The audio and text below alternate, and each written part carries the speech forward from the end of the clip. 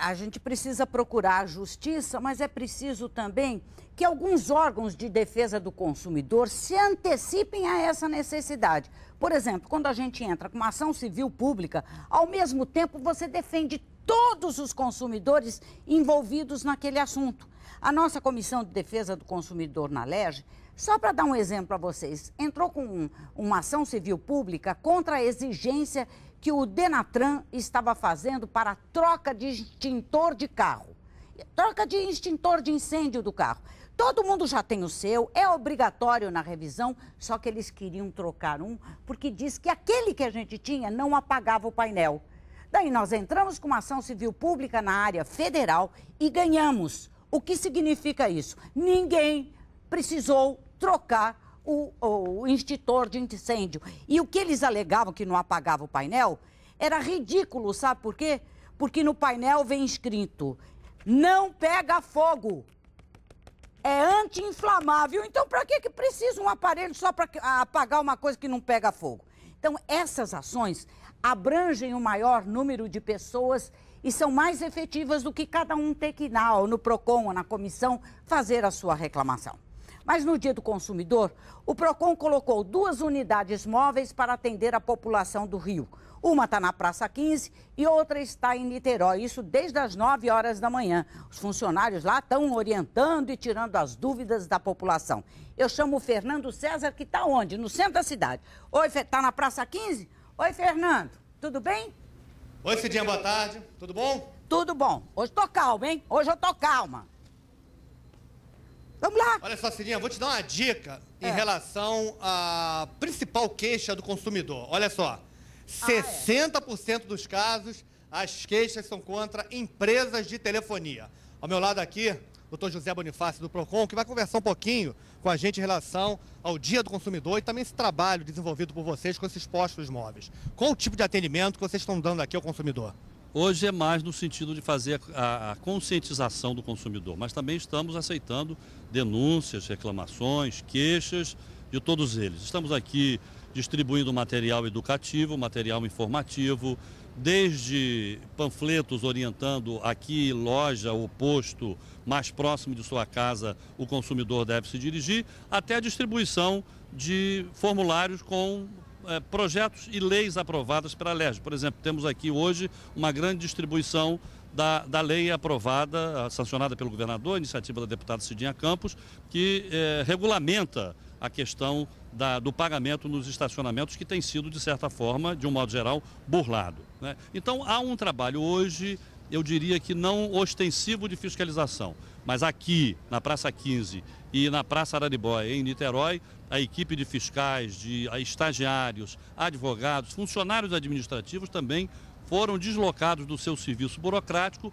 para estarem aqui junto à população, panfletando, distribuindo folheto, até o próprio folheto da dengue. Nós fizemos estamos fazendo aqui também hoje um trabalho em conjunto com a Secretaria Estadual de Saúde e estamos também distribuindo a orientação como combater a proliferação do mosquito da dengue. Você nota hoje que o consumidor tem uma outra posição, está mais consciente do que alguns anos atrás?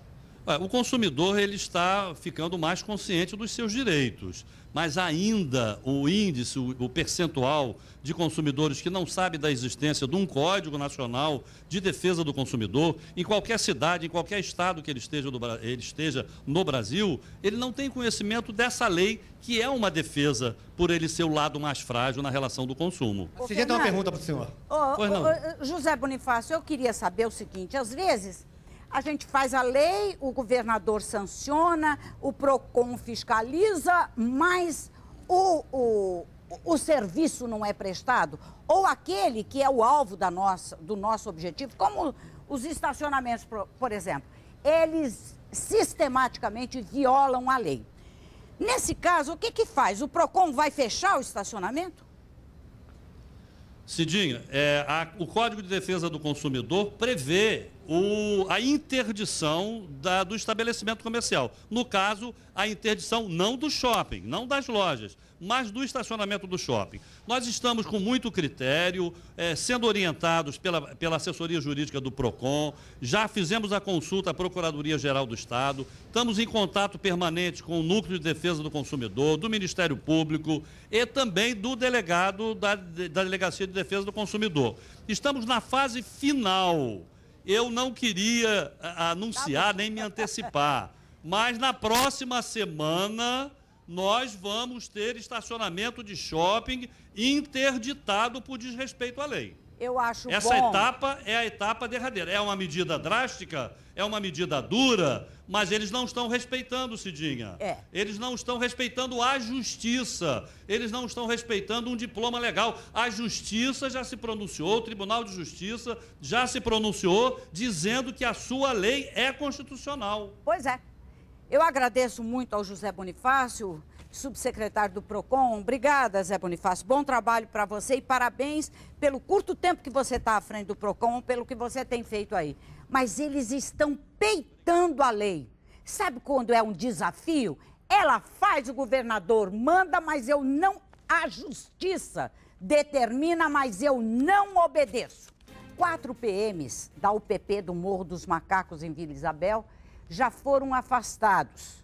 Na segunda-feira, eles teriam disparado durante uma discussão com os moradores.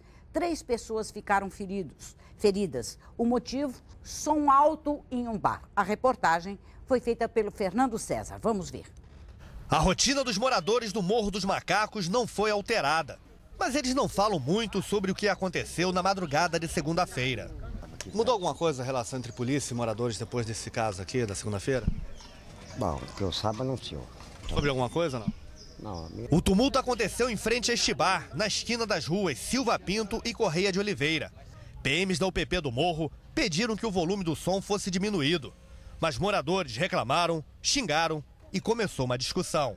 Para acabar com o tumulto, os policiais fizeram disparos. 5 pessoas ficaram feridas pelos estilhaços dos tiros. A Corregedoria da PM está investigando o caso. Os 4 policiais que participaram da confusão já foram afastados do serviço. 3 feridos na confusão são da mesma família. Só senti, né, na hora que o policial estava chegando, minha filha falou com ele: moço, não dá tiro não, tem muitas crianças aqui. Essa família. E ele correndo, vinha atrás do rapaz que ele queria pegar, né? Depois que já estava, bem dizer, tudo dominado, apaziguado, ele covardemente fez o disparo. A dona do bar foi ouvida no final da manhã por oficiais da UPP. Eu diminuí o som, depois eles voltaram, pediram para me desligar, eu desliguei o som. Aí quando eu saí, todo mundo começou a vaiar, quando chegou fora, o tumulto já tinha começado. O desespero foi grande porque ocorreram disparos, né? Com certeza, e tinha muita criança na rua. Muita criança, muita gritaria, muito spray no rosto das crianças. Vamos ver o que vai dar esse afastamento dos PMs, né? Mas que o rolo deve ter sido grande, deve. O rolo deve ter sido, a gente sabe como é que rola esse som durante a madrugada. Vamos ver. A chefe da Polícia Civil, Marta Rocha, quer que a Prefeitura do Rio casse o alvará de estabelecimentos comerciais que tiverem máquinas caça-níqueis no município do Rio de Janeiro. Vamos ver. Apesar de proibidas, as máquinas de jogos ainda são encontradas em alguns bares na cidade. Para a Polícia Civil, os lugares que possuem esse tipo de diversão podem ter o alvará cassado por 30 dias. Para os inspetores, os donos de estabelecimentos que têm as máquinas também são autores de uma prática ilícita e, por isso, podem ser indiciados pelo crime de contrabando. A chefe da polícia, Marta Rocha, recomendou aos delegados que os donos de espaços que tenham equipamento sejam presos em flagrante. Mas a decisão sobre a cassação do alvará cabe à Prefeitura do Rio, que ainda não recebeu um relatório com as justificativas da polícia. Bom, eu vou ler. Eu concordo com a delegada Marta Rocha, viu? Eu acho que você tem que acabar com o mal pela raiz. Fica tirando daqui, tirando dali, o comerciante fecha um boteco aqui, abre lá. Não, caça de vez e caça o nome do comerciante, não é só o alvará dele, não. porque se caçar ali, ele abre no outro lugar. Então, o comerciante que usar máquinas de caça-níquel ficam impedidos de abrir outro comércio. Você vai ver como eles se enquadram rapidinho.